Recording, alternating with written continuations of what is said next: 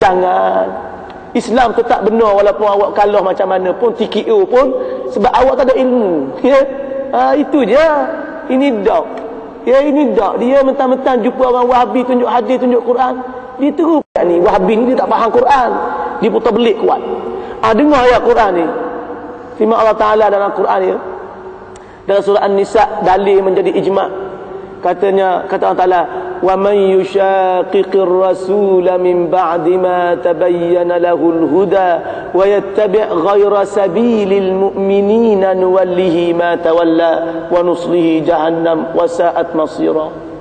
Wa man yushaqiqir rasul, sesiapa yang menentang Rasulullah, maknanya lawan Rasulullah, tak taat kepada Rasulullah, ya, wa yattabi' min ba'di ma tabayyana lahul huda, selepas jelas hidayat kepadanya, dah jelas dah lawan juga. Okey, yang kedua kata Allah, wa yattabi' ghaira sabilil mu'minin, dan dia mengikut jalan yang lain daripada jalan orang-orang beriman. Tengok tu. Dia dah lawan Rasul, ikut jalan lain daripada orang beriman. Satu datang, dia ambil jalan lain. Itulah jalan kafir ke, dibuat doa ke apa, tak kira lah, buat mazhab baru ke. Ya, maka kata Allah, nuwallihi ma tawalla, nescaya kami akan halakannya ke arah yang dia hala, dengan makna tak akan sampailah kepada Allah. Wa nuslihi jahannam wa sa'at masira, dan kami akan sumbat dia ke dalam api neraka jahannam, dan ianya seburuk-buruk tempat kembali. Masya Allah. Na'udzubillah muslimin muslimat. Janganlah kamu, wahai orang-orang beriman, berkata kepada orang yang memberi salam kepada kamu, kamu bukan orang beriman. Jangan kata begitu, kata Allah. Maknanya bila orang beri salam, itu orang beriman. Munafik ke tak bukan kerja kita, itu dia dengan Allah. Kalau kamu nak pertikaikan dia munafik ke tak, awak pun sama, mungkin awak pun munafik juga. Jangan pandang orang, pandang diri sendiri. Ya. Jadi muslimin muslimat, Wahabi memang teruk, dia putar belik, dia ambil ayat untuk orang kafir, dia letak pada orang Islam. Siapa belajar tahulah. Jadi hati-hati dalam bab ini. Kita nak faham molek tajuk zat Allah ini. Sebab kalau faham molek tajuk zat Allah, orang tak akan jadi Wahabinya. Tak akan jadi Wahabi. Saya hairan ya, orang Wahabi puji Nasrani dalam bab akidah. Ya. Sebab apa? Sebab Nasrani dengan Wahabi lebih kurang aja dari segi beberapa perkara bab akidah. Antaranya, orang Wahabi kata Allah di langit. Duduk di langit, betul tu, duduk di langit. Iaitulah di atas arasy. Orang Kristian pun pegang Allah di atas, di langit juga. Orang Kristian, kalau tanya orang Kristian, Allah di mana? Mereka kata atas langit. Jadi orang Wahabi, bacalah kitab mereka. Mereka kata apa? Orang Kristian lebih betul daripada Asy'ariyah. Asy'ariyah Tuhannya tak ada tepat. Orang Kristian macam orang Islam juga. Ya, macam orang salaf lah, macam para sahabat juga dia kata, ya Tuhan duduk di langit. Ini bacalah kitab Wahabi. Teruk tak teruknya, dia puji Nasrani. Sedangkan Nasrani itu agama tak betul. Ya, agama Nabi Isa betul, tapi Nasrani yang ada sekarang ini, agama mereka telah bercampur aduk betul dan salah. Bagaimana boleh disepati, dipuji Nasrani dalam bab itu? Inilah melampaunya Wahabi.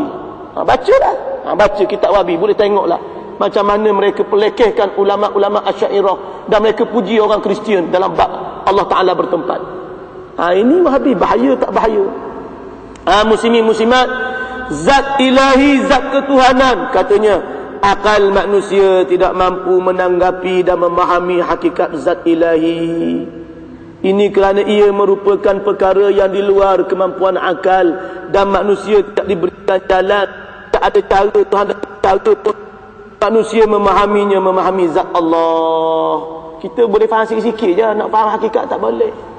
Ya, ingat molek ni perkara asas ni. Tok Syekh molek dah, dia sebut awal-awal lagi bahawa zat Allah tidak dapat difahami hakikatnya. Kita hanya tahu saja zat Allah itu esa. Mana apa zat dahulu? Okey, zat mana apa zat? Dia sebut zat-zat ni apa dia zat? Yang kita tahunya zat makanan, ya. Zat A, zat B, zat macam-macam zat, ya. Zat, tapi bukan itu maknanya. Zat dari segi bahasa lah untuk makhluk. Zat maknanya diri sesuatu. Macam badan kita ni panggil zat, ini zat saya. Kalau botol ni, fizikal botol ni dipanggil zat botol. Kalau masjid ni, fizikal masjid ni adalah zat masjid, tiang dinding ni zat. Kemudian pada setiap zat akan ada sifat. Betul tak? Contohnya kalau tengok botol ni, apa sifatnya? sifatnya adalah bulat. Itu sifat orang panggil. Sifatnya adalah sinar. Sifatnya adalah atas lebih kecil daripada bawah. Sifatnya pula bergelung-gelung ni. Sifatnya pula biru. Ya, ada warna biru, ada warna putih, macam-macam. Ini panggil sifat. Pada zat ada sifat. Bandingan sahaja. Allah Ta'ala juga dari satu sudut begitulah. Iaitulah Allah ada zatnya. Dia kata fizikal. Ulama larang guna fizikal. Allah ada zatnya. Bukannya Allah itu sesuatu yang ada di awang-awangan. Dengan makna begini ya. Saya undur sikit ya. Kalau kita fikir molek, ini ilmu mantik lah. Ilmu mantik. Kalau kita tengok pada makhluk ni ya, benda-benda yang ada ni kalau kita tengok, dia macam-macam keadaan ataupun macam-macam kategori. Yang pertama, sesuatu yang ada zat yang jelas, yang kasar, betul tak? Contoh kita, badan kita ni kasar, jelas. Ya, rumah kasar, jelas. Ya, bumi, kasar, jelas. Bukit kasar, jelas. Okey, yang pertama. Yang kedua, sesuatu yang ada zatnya tetapi tak jelas. Contohnya macam angin. Ya, angin ada, kalau tak ada macam mana? Di langgar kita, dia boleh terbalikkan pokok, boleh terbangkan kain. Betul tak? Kalau tak ada angin, buat apa pasang kipas? Pasang pusing laju pun tak ada apa-apa. Jadi angin ada sebenarnya, tapi fizikalnya tak jelas. Warnanya tak ada. Alhamdulillah lah tuan buat begitu. Kalau angin tu ada fizikal kan susah kita.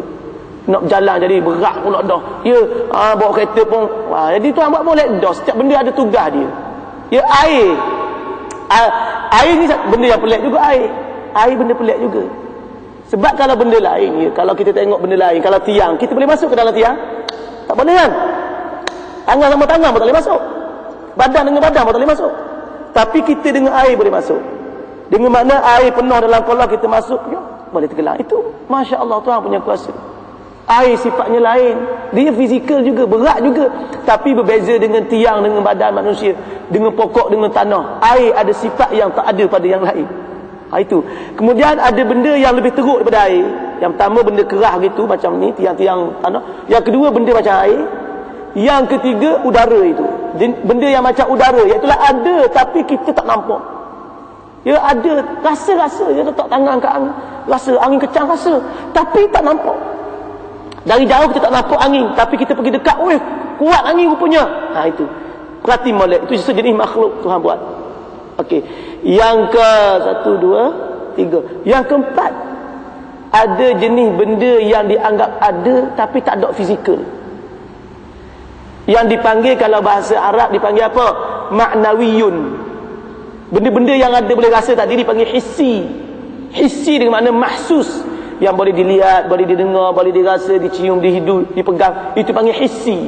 Kita ni jenis hissi, mawjudun hissi. Benda ada yang fizikal. Tapi ada benda ada dipanggil ma'nawiyun. Makna maknawi ada pada kira-kira sahaja, tidak pada fizikalnya. Contohnya apa? Contohnya kecantikan. Kecantikan, bukan yang cantik. Orang cantik tu kita nampak lah. Tapi kecantikan, kekuatan. Kekuatan, benda yang tak nampak.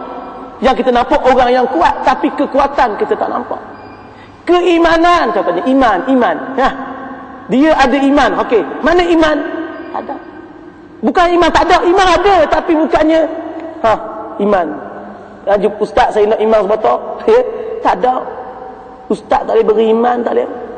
Iman, Islam, makrifat, ya, itu semua, ya, kesalehan, ketakwaan, takwa, ini benda yang ada tapi bukannya secara fizikal, dipanggil maknawi.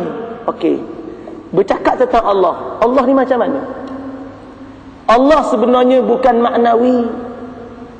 Faham? Sesiapa ingat Allah tu maknawi dengan makna ada tapi macam takwa, macam iman. Tak, bukan. Allah memang ada, tapi orang tak panggil hissi lah. Allah memang ada. Sebab itulah hari kiamat nanti kita akan dapat lihat Allah. Kita akan dapat lihat Allah. Terutamanya orang masuk syurga, dia akan dapat lihat Allah. Nikmat yang paling besar. Heran apanya kalau orang bercinta dengan perempuan, ya, bila tengok perempuan yang dicinta, lupa habis segala masalah, seronoknya hati. Orang beriman sangat mencintai Allah. cinta yang sebenar-benarnya, rasa syukur yang sebanyak-banyaknya bila tengok Allah sangat nikmat, lupa habis nikmat syurga. Menunjukkan Allah ada muslimin muslimat. Ada yang hakiki dipanggil. Orang panggil ada hissi, tak, itu makhluk. Ada hakiki, ada yang zati. Itu. Jadi Allah ada zatnya, zat yang sebenar. Jadi ya, zat Allah tak boleh dipahami hakikatnya. Yang kita hanya tahu zat Allah memang ada. Allah memang ada